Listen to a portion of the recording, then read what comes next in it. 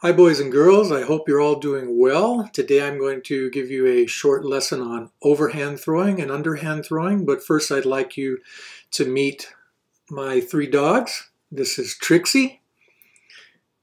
She's very clingy.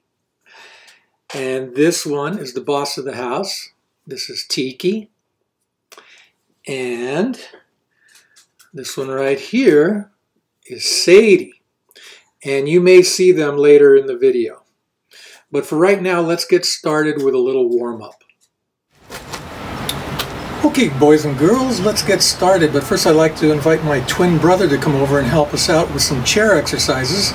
If you're in a chair, you could do these, or if you're in a wheelchair, you can do these exercises and follow along.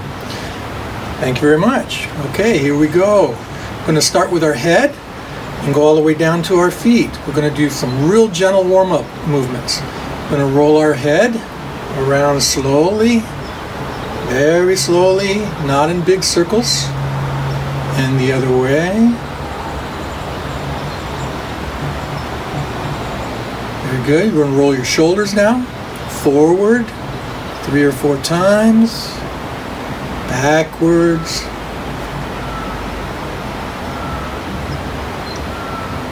you're going to put your arms straight out. You're going to roll your wrists and your hands outwards 3 or 4 times and inwards 3 or 4 times. Arms down. Now you're going to make big arm circles forward and backwards.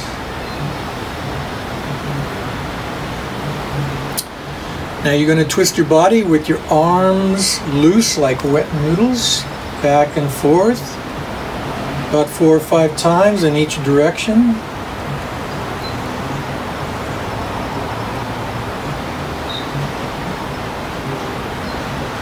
That's good.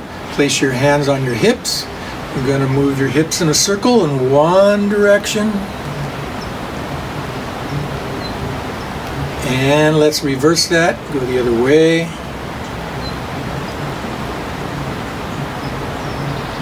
Putting your feet together, you're going to put your hands on your thighs and your knees are squeezed together and you're going to make circles with your knees. Try to keep your balance while you're doing this. And let's go the other way.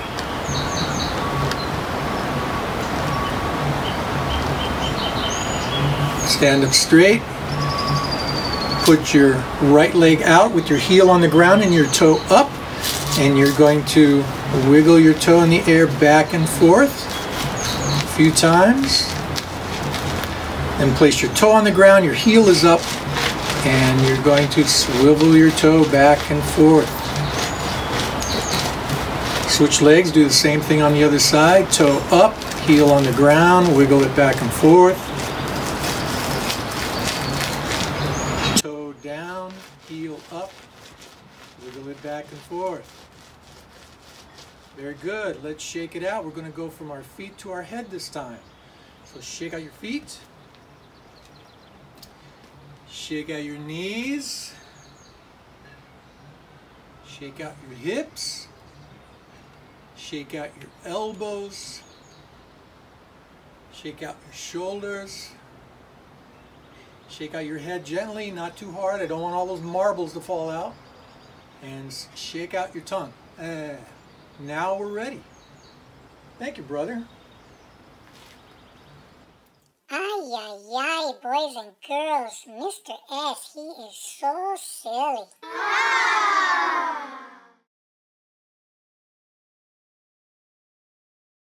This video was designed to do indoors, so we could use socks that you just roll up, but I also made a beanbag out of one of my socks, and at the end of this video I will show you how to do that.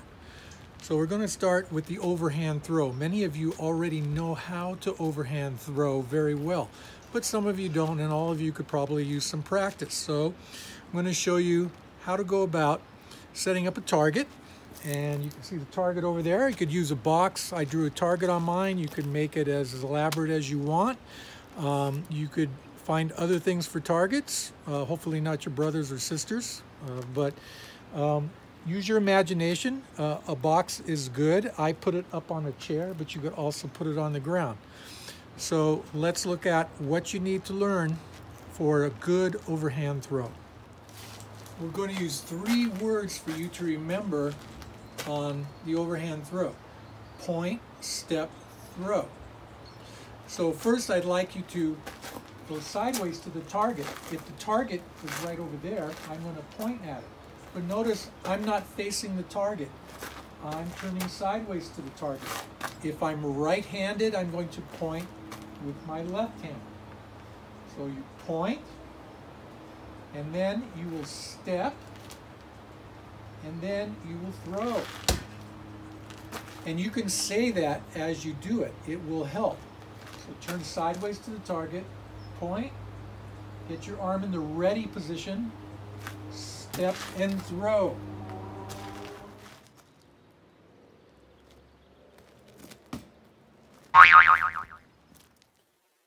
Don't forget to point, step, throw.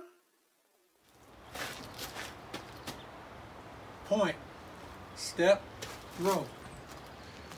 Parents, you can help by making sure that your son or daughter is pointing with the correct arm and stepping forward with the correct leg. So for instance, again, if they are right-handed, they're going to point with their left finger and they're going to step with their left leg forward. And remember, they're going to turn sideways to the target for an overhand throw.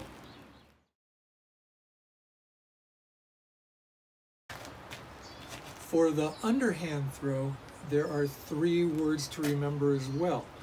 It's swing, step, and throw. So with the underhand throw, you will be looking directly at the target. You'll be starting with both feet together. You will first swing your arm back, take a step with the opposite leg, and throw. Swing it underhand and throw. Let's try that again. Remember, face your target for the underhand throw. Swing, step, throw. Again, face your target. Arm ready. Swing, step, throw. Swing, step, and throw. Swing, step, and throw. To practice the underhand throw, you can use hula hoops or a little trash can or even a box to try to get the beanbag or your socks into the hula hoops or the trash can or the box. You can make it competitive, make a competition if you have more than one person playing, or you could just challenge yourself to see if you can do it.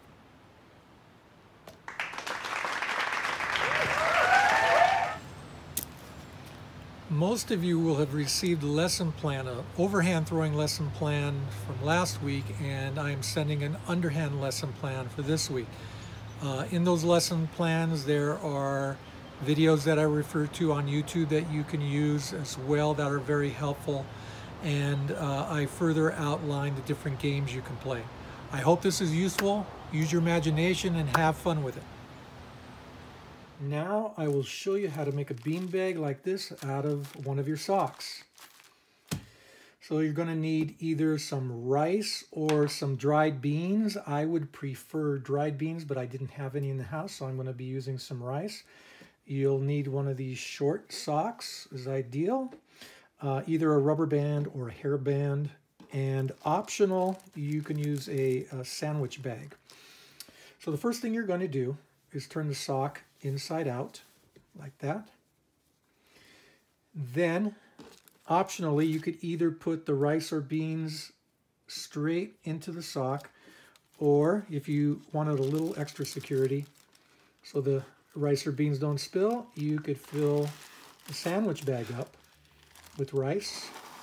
Not too much, not too little. You're going to have to judge how big of a bean bag you need. But interestingly, the size of your sock should be perfect for the size of your hand. It should make a perfect beanbag the size of your hand. You'll take the rice or beans, put them into the bottom of your sock that you had turned inside out. Make sure it's all the way to the bottom. Then you're going to secure it with either the hairband or a rubber band. I'll be using a rubber band. And don't go down too far. You don't want to make it too hard of a solid bean bag. You want to kind of make it mushy. So come up a little bit, about right there, and you're going to wrap the rubber band around 3, maybe 4 times is good. I'll do one more time. And then you're going to take the open end and pull it back over the beanbag part. And there you have it. There's your mushy little beanbag. That will be good to use for all the games we'll be playing with throwing and catching.